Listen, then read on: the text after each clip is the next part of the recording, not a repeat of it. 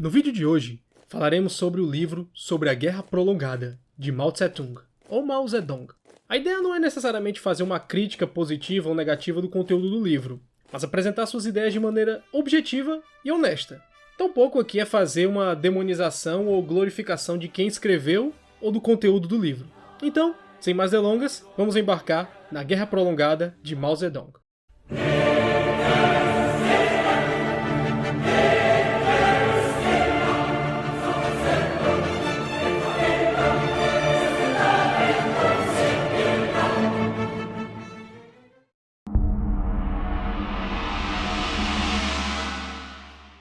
Segundo Mao Zedong, abre aspas, o poder político nasce da ponta de um fuzil, fecha aspas. Mao pode ser considerado o grande líder do pensamento marxista no que se trata da formulação de uma guerra revolucionária. Independentemente das circunstâncias, ele saiu vitorioso tanto da Segunda Guerra Sino-Japonesa quanto da Guerra Civil Chinesa. No caso da primeira, Mao vê a guerra prolongada como a única alternativa que possa levar a China à vitória. Para isso, ele precisaria trocar território por tempo. E a estratégia que ele propôs a ser seguida em 1937 em uma série de discursos pode ser dividida em 3 fases. A primeira fase cobriria o período de ofensiva estratégica do Japão, enquanto a China deveria recuar. Na segunda fase, cobriria o período de consolidação estratégica do Japão e a preparação para a contraofensiva chinesa. Já a terceira fase cobriria o período da vasta contraofensiva estratégica da China e a retirada do Japão dos territórios ocupados. E essa visão não pode ser aplicada somente a essa guerra. Se pensarmos, por exemplo, no fronte oriental entre o eixo e os soviéticos, na Segunda Guerra Mundial, podemos ver claramente a primeira dinâmica entre 1941 e 1942, a segunda fase em 1943 e a terceira fase entre 1944 e 45. No início da guerra, batalhas decisivas deveriam ser evitadas ao máximo, ao fim de salvaguardarem suas próprias forças, além de treinarem e equiparem novas. A norma do dia deveria ser o avanço e recuo rápido dos exércitos chineses, a fim de causar o maior número de baixas ao inimigo, enquanto preservariam as suas próprias forças. Mas, como diria o próprio Mao neste livro, a política é a guerra sem derramamento de sangue. O front não era apenas convencional, isso é, aquele composto por soldados, peças de artilharia, tanques e aviões. O front também era ideológico. Era preciso politizar o povo. Com as guerrilhas bem organizadas atrás das linhas inimigas, a primeira fase seria muito mais custosa aos japoneses, e com o uso sábio das forças convencionais, através da guerra de movimento e da guerra de posições, essa fase também poderia ser encurtada. Mas essa primeira fase também seria mais crítica, uma vez que a inferioridade inicial da China seria ainda mais agravada pela perda de territórios e população, sobretudo porque eram os mais ricos e sofisticados, representados pelas cidades costeiras e próximas à fronteira da Manchúria. No entanto, a brutalidade do invasor e a mobilização do povo, com o aumento da ajuda internacional, lentamente virariam essa bandeja em favor dos chineses. Na segunda fase, as guerrilhas transformariam a vida das forças de ocupação em um inferno, ao mesmo tempo que os chineses poderiam focar no treinamento e equipamento das suas próprias forças. Com novas tropas melhor treinadas e equipadas, os chineses melhorariam tanto em qualidade quanto em quantidade. Enquanto se fortaleciam cada vez mais, os japoneses se enfraqueceriam. E mesmo que melhorasse suas forças armadas na China, isso seria ao custo de enfraquecer ainda mais o seu home front. E mais homens para as linhas de frente continentais significavam menos e menos mentes e braços nos setores produtivos da economia, e ainda mais recursos financeiros despendidos na guerra. Ele ainda cita com certo amargor o fato de que até então Reino Unido e Estados Unidos continuavam a prover recursos naturais aos japoneses, um negócio que seria extremamente lucrativo aos norte-americanos, isto é, até que os próprios e o seu protetorado nas Filipinas se tornassem alvo dos generais de Tóquio. Nesse mesmo período, a ameaça nipônica à Sibéria e ao Sudeste Asiático seria ainda maior. E de fato, essas eram as duas opções japonesas que eles tinham a seguir. Mas após as derrotas contra as forças de Zhukov na Mongólia e do enfraquecimento das potências imperiais por causa do avanço da Alemanha nazista, a posição mais fácil para Tóquio ficou clara. Na terceira fase da guerra, a China lançaria suas forças agora em superioridade sobre o inimigo, jogando os japoneses de volta para o mar. Mas o planejamento de Mao não era sem adversários. Haviam duas grandes correntes de pensamento que discordavam dele. Primeira, ele próprio caracteriza como derrotista. Essa corrente colocava como inevitável a derrocada da China, uma vez que ela era demasiadamente empobrecida, rural, atrasada, desunida e sem espírito de luta. Gente como Wang Jingwei, alguém que merece seu próprio vídeo, eram os principais líderes dessa corrente de pensamento. Para ele, as diferenças entre os dois lados eram tão brutais que a guerra de resistência teria apenas o efeito de causar ainda mais mortes e sofrimento ao povo chinês, dado o inexorável destino da derrota do seu país. Comparava-se a situação da China em 37 e 38 com a da Abissínia, atual Etiópia, em 1936. Esse tipo de pensamento levou à criação de alguns estados fantoches, um deles liderado pelo próprio Jin Wei. O outro grande grupo discordante eram os da teoria da vitória rápida.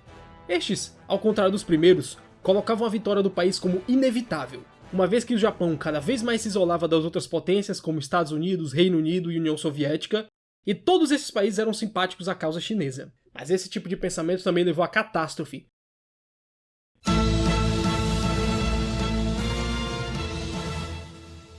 Como foi a Batalha de Shanghai para os nacionalistas chineses, uma vez que esses esperavam que uma resistência tenaz e resoluta contra os invasores levasse a opinião pública internacional a se voltar contra eles e a enviarem ajuda prática à China. O resultado foi uma derrota que custou mais de 300 mil soldados chineses, incluindo praticamente quase todas as forças de elite construídas e treinadas durante muitos e muitos anos, muitas delas inclusive com a ajuda da República de Weimar.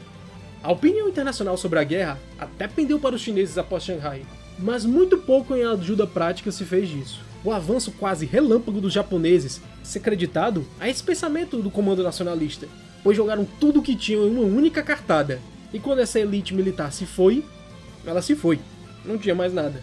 E levaram muitos e muitos anos para que as forças nacionalistas se recuperassem em qualidade. E no futuro, tanto a natureza macabra dos planos japoneses para a China, como as derrotas dos nacionalistas em Shanghai e Nanjing, mostram que essas duas correntes estavam erradas. Mao também parecia conhecer muito bem o seu inimigo, tirando praticamente um aspecto, que seria uma suposta elevação do povo japonês com a exaustão da guerra e uma espécie de revolução japonesa que Mao acreditava que poderia acontecer para a derrocada dos líderes militares em Tóquio. Ele praticamente acertou em todas as outras. A rivalidade, por exemplo, entre a elite japonesa, que se mostrava também nas suas forças armadas. Na sua grande estratégia, a marinha e o exército tinham visões completamente diferentes de qual inimigos deveriam lutar, além da mesquinharia na alocação de recursos que auxiliavam uma força ou a outra diretamente em detrimento de si próprios. Fora isso, Mao também conseguiu visualizar a necessidade do Japão por recursos naturais cada vez mais preciosos para sua máquina de guerra. Ele falava exatamente quais seriam os pontos de ataque do Japão. Colocou as Filipinas, o Vietnã, a Malásia, Bornéu e as Índias Orientais Neerlandesas como um todo. Conseguiu ainda saber, de certa forma, quando esse ataque viria. E esse momento seria à medida que a agressão fascista na Europa se desencadeava e as potências imperialistas começavam a perder força. E de fato, se pensarmos bem, com a Indochina francesa sendo o primeiro desses alvos a cair, ele até conseguiu acertar nisso. E em mais um de seus prognósticos corretos, a guerra na Ásia não traria prosperidade aos nipônicos, mas ao contrário, traria a ruína do Império Japonês. Além disso tudo, o ethos samurai das tropas japonesas, que levava ao seu moral absurdo e quase inexistência das rendições em massa, também foi levado em conta. Ele ainda citaria que isso serviria como uma espada de dois gumes, uma vez que o tratamento bárbaro dado aos prisioneiros de guerra e a brutalidade das tropas japonesas com os civis inevitavelmente levariam o país à resistência heróica. A crença japonesa na divindade da raça Yamato e o poder celestial do Mikado não foram desprezados por Mao. Pelo contrário, ele coloca muita ênfase sobre isso. Outros pontos levantados por Mao são as questões de superioridade e inferioridade relativas e absolutas. Mesmo com todos esses fatores citados, a derrota do Japão ainda era inevitável para Mao. Isso porque, segundo ele, o Japão não possuía superioridade absoluta. Ele não coloca nos termos teóricos que eu vou citar a seguir, ele muito bem coloca em aplicando na prática entre a situação japonesa e chinesa. Ele divide a superioridade e inferioridade nos seguintes fatores: o poderio bélico, isso é, a capacidade atual das forças armadas de cada país, a característica financeira e econômica, ou seja, a solvência, capacidade industrial e poupança combinados do país para elevarem sua capacidade de fazer guerra por longo prazo. O terceiro ponto seria o apoio internacional, ou seja, a quantidade de aliados ou países simpáticos à sua causa. E o quarto ponto seria a mobilização popular, ou apoio popular. Basicamente, o apoio que o povo dava a essa guerra. Para ele, uma situação onde um lado possuía todas essas superioridades foi como as vésperas da Primeira Guerra Mundial entre os países da Entente e as potências centrais. E o fato do Japão não possuir vantagem absoluta, mas relativa, e também dado que a China poderia possuir tal vantagem, levaram a Mao a concluir que a. o Japão não poderia vencer a guerra. B. Tampouco poderia a China vencer essa guerra rapidamente. E C. Fazendo as movimentações corretas, a vitória da China era inevitável. Mao também cita Sun Tzu, ao dizer que, abre aspas, conhece teu adversário e conhece-te a ti mesmo e poderá sem riscos travar 100 batalhas, fecha aspas. Mao sabia das forças e fraquezas de cada um dos dois países por essa razão, e vamos à análise de Mao sobre o Japão. Para ele, o Japão era um país poderoso, já detentor de um vasto império sobre a Ásia e o Pacífico, que incluía até 3 províncias chinesas. Era o país com a presença militar mais poderosa no hemisfério oriental, isso incluindo até as forças dos impérios ocidentais lá presentes. Essa característica, aliada ao tamanho do parque industrial nipônico, tornaria uma vitória rápida da China impossível. Ao mesmo tempo, o Japão era um país com sérias deficiências financeiras, industriais e em recursos materiais e humanos. A guerra, tal qual previu Mao, levaria-se já parcos recursos a serem ainda mais exauridos. Vide que, por exemplo, a porcentagem da economia japonesa dedicada à guerra durante todo o período do conflito foi aumentando cada vez mais e a população ficando cada vez mais pauperizada. Além disso, ele também conseguiu enxergar que o apetite voraz dos japoneses pelos recursos humanos e materiais da China levariam a investir cada vez mais na sua invasão, e cada vez mais que a máquina de moer gente fazia seu trabalho, os japoneses se inclinavam menos ainda a desistir do conflito, uma vez que eles tratavam isso como uma espécie de investimento. Em outras palavras, quanto mais lutava, menos capaz era o Japão de sair da China sem a vitória total. E como se isso não fosse suficiente, o Japão se isolava cada vez mais do resto do mundo. Sua busca por autossuficiência, ironicamente, lhe levava a um caminho que ele teria de depender cada vez mais dos outros. E agora, por causa da agressão e da brutalidade do exército, esses países estavam cada vez menos dispostos a ajudá-lo. Agora vamos à análise de Mao sobre a China. A China é classificada como um país semicolonial e semi-feudal, dividida, menos avançada tecnologicamente, com exércitos pouco treinados e abissalmente equipada. Além de da primeira fase da guerra, a China ficando cada vez mais fraca por perder território e população em seus principais centros econômicos e industriais. A baixa mobilização inicial do povo também era um ponto fraquíssimo da China. Em muitas regiões, era o fogo dos canhões e os bombardeios indiscriminados que levaram ao povo a notícia de que estavam em guerra. Da mesma forma, haviam populações inteiras no interior do país que continuavam a viver suas vidas normalmente, alheios a qualquer guerra. Sem a mobilização popular, o esforço de guerra era mínimo e a derrota certa. Mas, ao contrário do Japão, a China é um país vasto, com uma população gigantesca e recursos naturais abundantes. Pessoalmente eu discordo um pouco dessa parte, mas...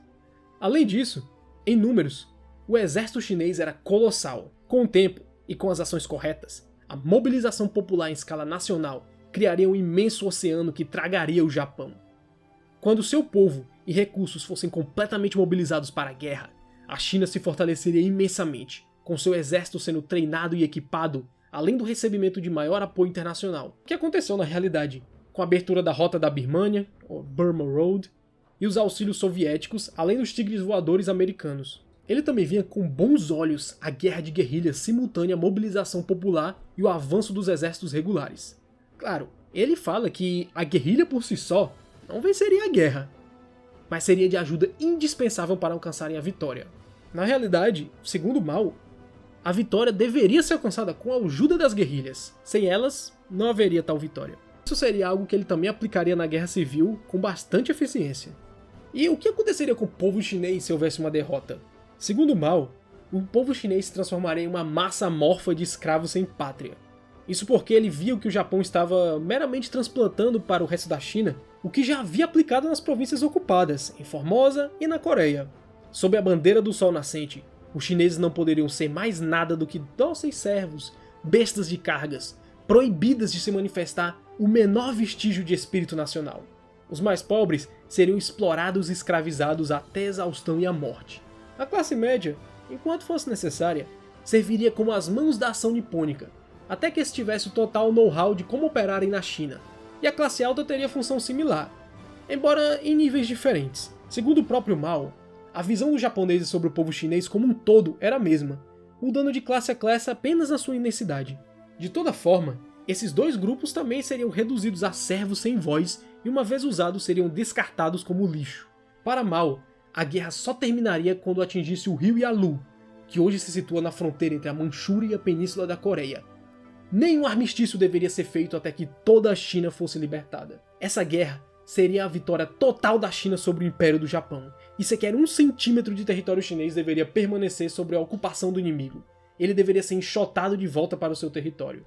Um leitor assíduo de Clausewitz, Mao também cita que, abre aspas, a guerra é a continuação da política, fecha aspas.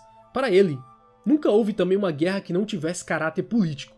E essa também não deve em nenhum momento ser separada da política. Nesse caso, pode-se dizer que a política é a guerra sem derramamento de sangue, e a guerra é a política sangrenta, segundo as palavras de Mao. Com a gradual e lenta modificação do poder das forças em combate, um país outrora fraco se tornará forte, e um outrora forte se torna fraco. Enquanto essa mudança ocorre, a balança da guerra muda, e o país dividido, pouco mobilizado e fraco se torna cada vez mais um país unificado, mobilizado e forte.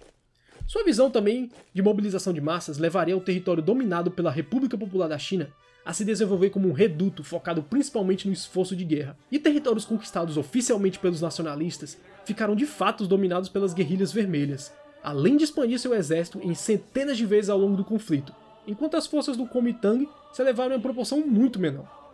No fim das contas, Mao sairia vitorioso contra os japoneses, contra os nacionalistas, e quanto a isso, não há nenhuma dúvida que os seus postulados de guerra, principalmente sobre a guerra prolongada, foram aplicados com grandes resultados práticos. Bem, gente, foi isso. Um vídeo bem longo, mas eu preferi não separar, porque nesse caso eu não falo de um período, uma civilização ou um acontecimento, mas de pensamentos, e acredito que esses façam muito mais sentido se todos estiverem conectados. Claro, existe muita coisa que eu deixei de fora, e o que você acha aí que eu deixei de fora, que seria importante colocar, pode colocar aí nos comentários que eu converso com você. Então, se vocês gostaram desse formato, de falar sobre ideias ao invés de simplesmente os fatos e acontecimentos, me fala aí nos comentários. Quero saber se você acha que isso é algo positivo. Se tem esse interesse, quem você gostaria também de saber das ideias. Se vocês gostaram, dê um joinha, compartilhe no grupo, assina o sininho para sempre receber notificações, coloca no Discord do LoL, se inscrevam no canal e tchau!